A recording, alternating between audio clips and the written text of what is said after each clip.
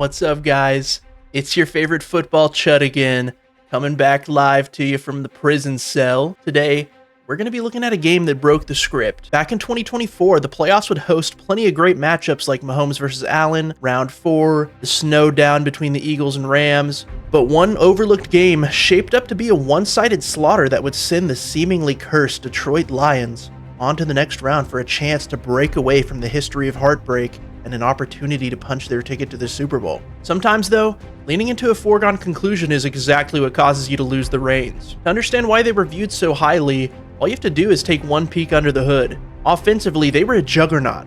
With Jared Goff under center, a dynamic backfield duo of Sonic and Knuckles, and a bruising offensive line anchored by All-Pros Penei Sewell and Frank Ragnow. Add in the arsenal of receiving threats at Goff's disposal, and they could move the ball at will. Beneath the shiny 15-12 record, however, cracks were already starting to show. The defense was quietly leaking oil, hampered by a slew of injuries to key guys like Derek Barnes and Malcolm Rodriguez from the linebacking core, Carlton Davis, their number one corner, missing from the secondary, and most importantly, star edge rusher Aiden Hutchinson, who suffered a gruesome leg break halfway through the season. While everyone was dazzled by the Lions' high-scoring highlight reels, they were ignoring the fact that their defensive unit was becoming a patchwork rotation. Meanwhile, the Washington Commanders were busy rewriting their own narrative. This was a team that had finished 4-13 just a year prior, but under the new regime of GM Adam Peters and head coach Dan Quinn, they transformed into the Cardiac Commanders, clawing their way to a 12-5 record, their best since 1991. At the center of the metamorphosis was Jayden Daniels. The second overall pick in 2024 didn't just play well, he set the NFL single-season rushing record for a rookie quarterback and earned Offensive Rookie of the Year honors. Think Lamar Jackson if he was an even better passer earlier into his career. Daniels was unbelievable, completing 69% of his passes for 3,568 yards and 25 touchdowns, while adding another 891 yards and 6 scores on the ground. He wasn't doing it alone, though. Terry McLaurin continued his dominance as a premier wideout, eclipsing 1,000 yards for the 5th consecutive season, while the defense was mostly led by aging vets like Bobby Wagner and Frankie Louvu, who found a way to step it up when it mattered most. They weren't just a team on the rise, they were a group that had finally learned what it meant to win, and that was what they aimed to do. The Lions started the game off with the ball, but neither team was able to do much with it. Lattimore broke up Goff's throw for Tim Patrick on third down. The Commanders put together a decent drive, working their way into scoring position, got a little too cute for their own good on 4th and 1, trying to fake sneak with Mariota. He failed to flip it out to Jayden Daniels. They'd turn it right back over to the Lions right then and there. Goff started the next drive with a great rhythm throw to Jamison Williams on the deep out route. Jahmyr Gibbs would handle the ball 3 times in a row next, running wild through Washington's defense, gashing them each and every time to get Detroit knocking on the door, where they'd give it to him one more time on a counter run, and he'd scamper into the end zone untouched. And so far, everything was going to plan with the 7-0 lead.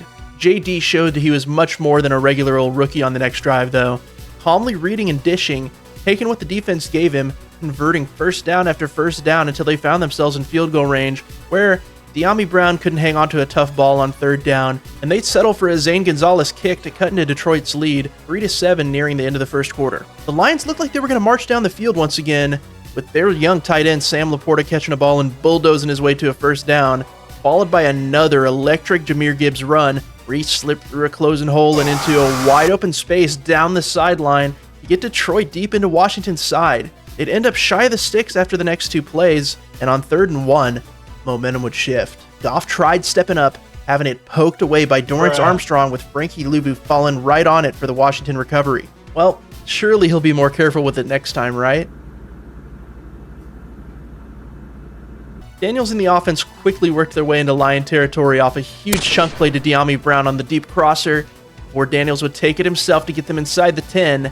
Next play, Daniels missed Zacchaeus, leaving them on 4th and short, where Dan Quinn decided he had a huge nut sack, and Daniels would get it to his trusty outlet, Zach Ertz, for the crucial conversion. Detroit's defense did a great job holding them out of the end zone for the first 2 plays at the goal line, but on 3rd down, they'd get too handsy with Terry McLaurin coming across the field, giving them a fresh set of tries, where Brian Robinson plowed through a crowd to punch it in, and Goff's turnover ended up costing Detroit their lead 10-7. Sensing the urgency, Detroit locked back in with Amon-Ra St. Brown hauling in a tough catch over his shoulder on 3rd down, but Jahmyr Gibbs once again dancing around defenders for another first, and they'd set up a great screen for Khalif Raymond, who'd quickly get north behind great blocks to get them inside the 5, where Goff narrowly evaded for long enough, throwing while pulled down to Laporta, who made a crazy one-handed catch to put the Lions back on top 14-10 once more. This game was turning out to be a banger so far. The lead wasn't safe for long though, because on the next drive, Washington set up a screen of their own, and Scary Terry shot through the gap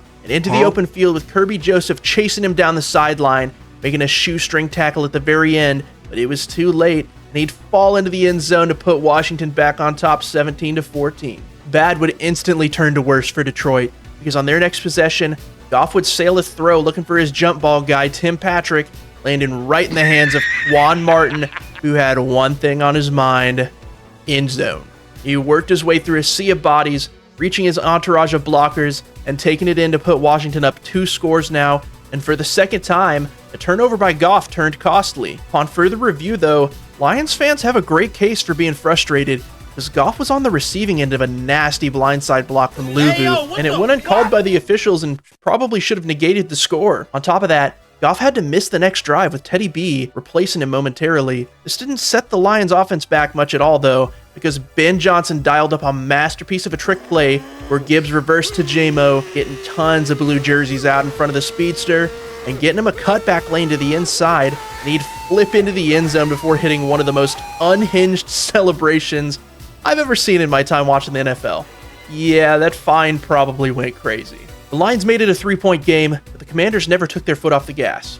Kicking off their next drive with a few rushing attempts split between Austin Eckler and Jayden Daniels to get them into Detroit territory before Daniels would put up an absolute beauty looking for De'Ami Brown, beating the double coverage and a face mask, getting Washington back on the front porch of Detroit, and on a third and goal from the 6, Daniels went back to his trusty tight end Ertz once again, and he'd win the battle inside, spiking the ball, putting Washington up 10 with less than 2 minutes in the half. The Lions got Goff back on the field. Their offense looked to be slicing and dicing, efficiently working into scoring range. On 1st and 10 from Washington's 29, Goff stepped up in the pocket and tossed a javelin for J-Mo in the end zone, but it was undercut by Mike Sainristil, and the rookie'd bring it out to the 15 of Washington. Sainristil. Bro's name sounds like a freaking allergy medication or something. Anyways, Washington be content to kneel on it, taking it to half with a sizable lead, 31-21, putting an end to the explosive quarter where both teams put up 42 total points. Washington started with the ball in the second half. The Lions were finally able to get a stop with Daniels missing Brown down low on 3rd and 11. The Lions' next drive would have gone nowhere too, but on the 3rd down stop, Dante Fowler got called for a face mask that never happened. They'd get a fresh set of downs to keep going. Goff hit Amon-Ra underneath to convert a daunting 3rd and 10 with a good bit of run after catch before they'd run another sweet trick play where Montgomery shoveled it ahead to Amon-Ra with a gaping hole up the middle to pull his way inside the 10.